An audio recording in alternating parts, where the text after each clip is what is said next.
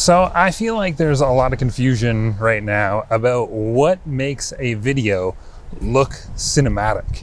And customers used to ask me all the time, does this camera shoot 4K? Now that was a little while ago. People are like moving on, like 4K is pretty standard nowadays. But customers are now asking me, does this shoot 6K? Does this shoot 8K? Like that's the thing that's going to make your video look cinematic. But let me tell you a secret. Video resolution has nothing to do with how good or cinematic your video looks.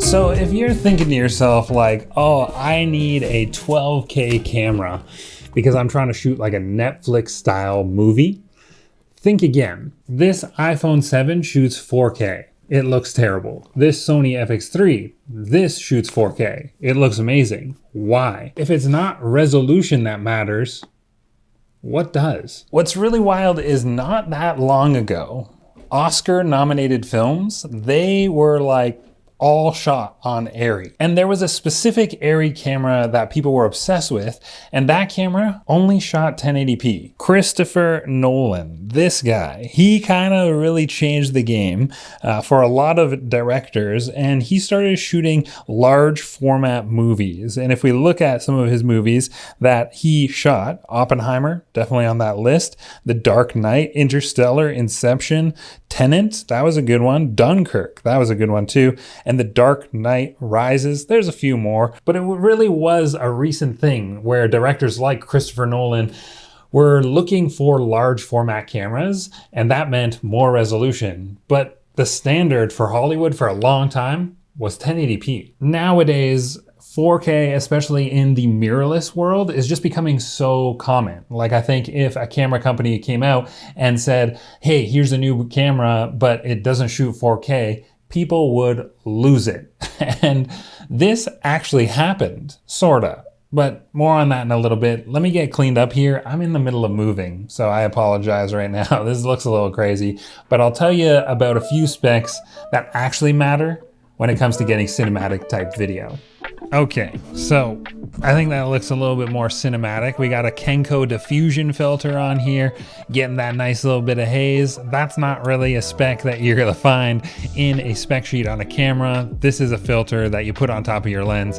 That does help get a little bit more cinematic. See, throughout this video, we're just getting a little bit more cinematic and a little bit more. So if you're somebody who doesn't understand how brands kind of measure something called dynamic range, the unfortunate part is every brand gives you the same spec, but none of them cross-correlate. So let me give you some more context, and then I'll tell you when things start to get really good for each brand. The video spec that I pay attention to above everything else is megabits per second. In a spec sheet, you're gonna see this listed out. It's gonna be a number and then Mbps, megabits per second.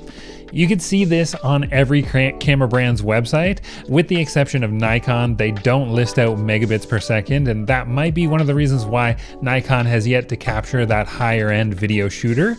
But I think they're working on this, and I think they're going in the right direction, which is really crazy because, I mean, take a look at them just purchasing Red, a cinema camera company, and I think this is probably one of the most significant moves in cinema, in the cinema space, I guess, in a long time. But I have a few thoughts on this. I'll save that for the end of the video, but this is the only thing I care about when it comes to video specs on a mirrorless camera, and that is megabits per second. Some people are going to refer to this as your bit rate. This is the amount of information recorded in a video file, so the more information the camera is recording, the better. Sorta. File storage, that sucks. And this is definitely one downside to shooting on something like the Sony FX3. This is a beautiful camera, but it does require you to use more expensive cards, and same goes with every camera brand when it comes to great looking video. So the higher the number of megabits per second you are capturing, the better. But like I said, they don't necessarily cross correlate. 200 megabits per second on Canon is okay, but 200 megabits per second on Sony is pretty much like the top of the line, and that's where their cameras kind of lie. The dynamic range is excellent, and I'll give you a real world example in a moment. There is one other thing that might increase that perceived dynamic range and the overall image quality as well, and that is bit depth. So if you choose between the exact same camera with 8-bit and another camera with the exact same specs but it has 10-bit, I'd rather take the 10-bit camera because bit depth is the amount of colors being recorded in the image, and the more colors that you're capturing, the smoother the transition between like the highlights, like the window here, and the shadows, like maybe the sweater right here. The more information you're capturing there, the more colors you're capturing there, the better the image is gonna look. The difference between 10-bit and the difference between 8-bit, it's not super noticeable, but it is another spec that I do like to pay attention to when choosing a video camera. I also would like to know, is the camera recording in 422 or 420 color space? This is listed on a spec sheet as well, but out of all of the three specs that I just kind of threw out at you, this is probably the least important, but unless you're doing VFX stuff, then this does make a difference. But for the most part, the average shooter should really only pay attention to one thing, and that is megabits per second.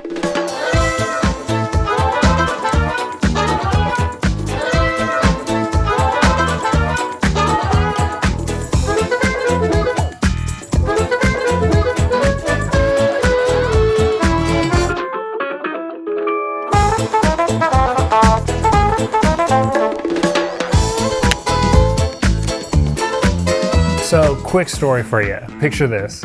It's 2018 and Canon releases the EOS R camera, and the internet rages. Riots erupt in the streets. People are burning down cities, all because Canon released a camera that pretty much only shot 1080p. Now, this camera did shoot 4K, but it had a huge crop, and for some reason why the internet couldn't figure out why the 4K looked like poo-poo and the 1080p, well, the 1080p was gorgeous. Peter McKinnon shot the bucket shot on the EOS R and a red camera. And yeah, when you lay those shots side by side, you notice the difference in quality between the red and the EOS R, but the EOS R still looks really good. Matty Hapoya, Peter McKinnon, Chris Howe, these are Canadian camera YouTubers screaming from the rooftops at that time, this camera is awesome. And nobody listened. Why? Because nobody understood that it's not resolution that matters, it's bitrate, or megabits per second. See, all the Ontario boys looked at the video specs and saw that this camera shot 480 megabits per second and thought, wow, that is near cinema camera quality for Canon, and they were right. So when does it start to get really good for Canon? So Canon's entry-level cameras pretty much all shoot 50 megabits per second, and that's kind of standard across all the brands. Video quality is okay, and you kind of see the highlights are a little bit blown out in the background when exposing for my face. And this is kind of what you get for the entry-level price point, except maybe with Fujifilm, but we'll get to that in a bit. When you jump up to about 400 megabits per second or 200 megabits per second on Canon, but especially that 400 megabits per second, that's cameras like the R5 and the R5Mkii. Anything in their cinema line gets up over 500 and sometimes even over 1,000. Those cameras are beautiful. Around 240, that's kind of what you get out of the R6 Mkii.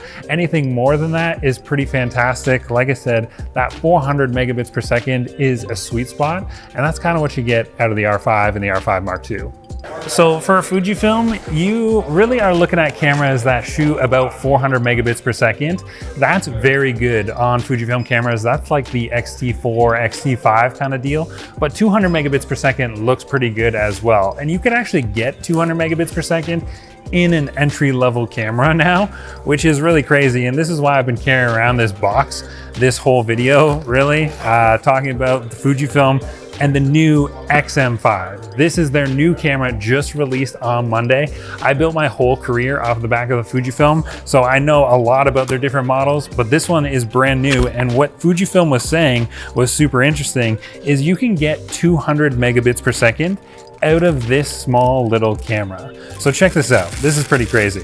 This is the new X-M5. It's super small and very retro look, just on brand with Fujifilm, but this camera is so tiny, and what they made a big deal of is that 200 megabits per second mode, but you have all these different flavors of video as well. So you can go 200 megabits per second, but you could also drop it down to something like 50 megabits per second, and then use the camera, or the Wi-Fi from the camera to bring that video over to your smartphone and then upload to, say, something like your Instagram story or anything like that. So it's really interesting that they made such a big deal out of the 200 megabits per second, because Fujifilm knows that there needs to be more information in the video files, and that is how you're going to get more cinematic looking footage. So this is the new X-M5. You're gonna have to check it out on our website. Just released on Monday. Very interesting camera. Sony's 100 megabits per second on a full frame camera is excellent, and it looks far better than anyone else when they shoot 100 megabits per second. When you switch over to the XAVC SI video format and are shooting 24 frames per second or around there, then you're getting 240 megabits per second, and this looks just as good as some of the cinema cameras that cost nearly double the price. It's really crazy. And this is kind of what I mean when I say, like, this spec doesn't really cross over across other brands. 200 megabits per second on Fujifilm, that's really nice, but it doesn't look anything like the Sony, and it's not bad, it's just different. The Sony FX3 shoots 240 megabits per second, and that is good. Even when the video format pushes you back into the 100 megabits per second, it still looks very good. So cameras like the A7III, that only had 100 megabits per second and it had excellent dynamic range. The A7IV though, this shoots 100, but it can be pushed up a bit in terms of that megabits per second. And this is a hot seller for us, but really any of the full frame cameras from Sony are excellent choices for video shooters. And this gets you at least 100 megabits per second, which looks great. But of course you can go up higher, up until like 240, and this is near cinema quality. Panasonic is the most similar to Sony in that 100 megabits per second looks really good. The S5 Mark II, that's what I'm filming on right now, it maxes out at about 200 megabits per second, and the image looks really good. And I know Panasonic does go higher, around 400 or 500 megabits per second in something like the S1H. That's similar to cinema cameras that are much higher in price. 200 megabits per second for Panasonic though is excellent, and I know because I use the FX3 next to the Panasonic S5 Mark II at 200 megabits per second. And I can answer the obvious question for you. Does that extra 40 megabits per second make a difference when it comes to dynamic range? I can confidently say yes. Yes, it does. The Sony FX3 always looks like it just has a little bit more dynamic range than my Panasonic, and I see it, I notice it, but still Panasonic gives you a lot for not a crazy amount of money. But the 100 megabits per second mode still really looks good for Panasonic. So that's gonna be cameras like the S5 Mark II. Anything in their full frame lineup is good. The S9, the S5 Mark II, the S5 Mark II X. These are all awesome cameras that give you that upgraded autofocus. So if that really matters to you, then those are the three cameras that you're gonna be looking at. I'm still waiting on that S1H Mark II. Whenever that camera comes out, like, let's go Panasonic. Like, just release the camera, you have my credit card, just send it. Well, like I said about Nikon, yeah, they don't list out their megabits per second like every other camera brand does. So every time I pick up a Nikon to shoot video, I kind of feel like I'm just flying blind. Never sure what video codec or frame rate is best, but what I will say is when it comes to the fact that Nikon doesn't list out these megabits per second kind of specs, neither does Red. Red doesn't list out any of this type of data or specs on their website either, and both of these companies will tell you things like color space, which does make a slight difference in perceived dynamic range. Nikon cameras like the Z8, that has 12-bit RAW, which is a really crazy amount of colors being captured by the cameras. Red and Nikon both list out their stops of dynamic range, which is good, but I still like looking at megabits per second because some camera brands will be like, oh, this camera has 30 13 stops of dynamic range, but that doesn't mean all 13 stops are usable. So that's why I just like looking at bit rates, and that's really helpful. Once you've kind of shot on a few brands and read those bit rates and you go, okay, 200 on Sony looks really good, 400 on Canon, that is like really good quality as well. And then you kind of get an understanding of what you're gonna get when a new camera comes out and it lists those bit rates. So that's why I like looking at megabits per second over everything else. It does help that I get to use all the cameras all the time and I have a good understanding of what looks good for each brand. Hopefully this helps, and hopefully I didn't get too nerdy on you. Let me know in the comments down below.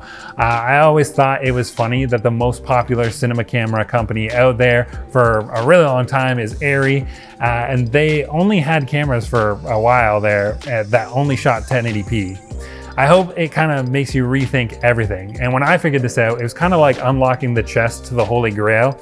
And it really just changed the game for me in terms of like looking at specs on a website. So I hope this helps. My name's Anthony, and I'll see you in the next one.